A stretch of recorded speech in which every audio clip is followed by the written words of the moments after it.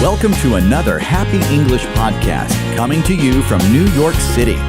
And here's your English teacher, Michael. All right. Thank you, John, and thanks, everyone. This is Happy English Podcast, episode 475. Before, after, during, and while. This may seem like a simple topic, but it's really not.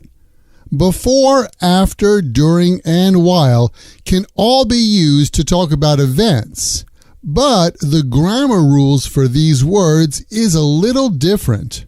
Even though the meaning of before, after, during, and while is pretty basic, I've noticed that a lot of English learners have trouble with the grammar regarding how to use them. So, for today's English lesson, let's check out how we can use these four words. First of all, let's look at before. We can use before followed by a noun, a gerund, that's the ing verb, or a subject in verb. Here are some examples. Before dinner, I washed my hands. Before dinner. Dinner is a noun.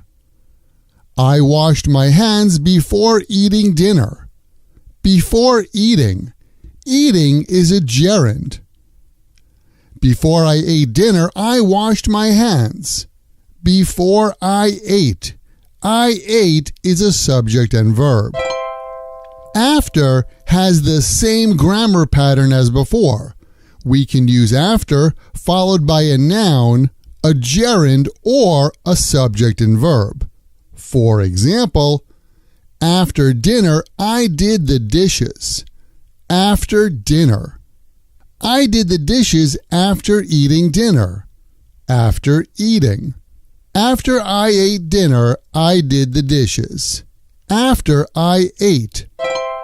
On the other hand, while has a different grammar pattern. We can use while followed only by a gerund or a subject and a verb, but not a noun. Here are some examples. While eating dinner, I watched the news on TV. While eating.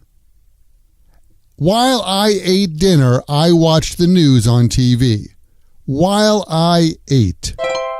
Finally, we use during followed only by a noun, and that noun should be some kind of event which happens over time. You can say things like during dinner, during my class, and during the meeting. For example, during dinner, we don't watch TV.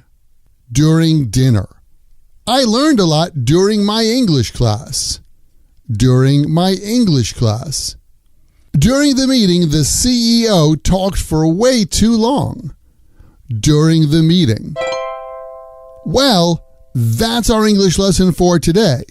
If you want to read the examples in this lesson or get word-for-word transcripts of the Happy English podcast, just visit myhappyenglish.com and check lesson 475.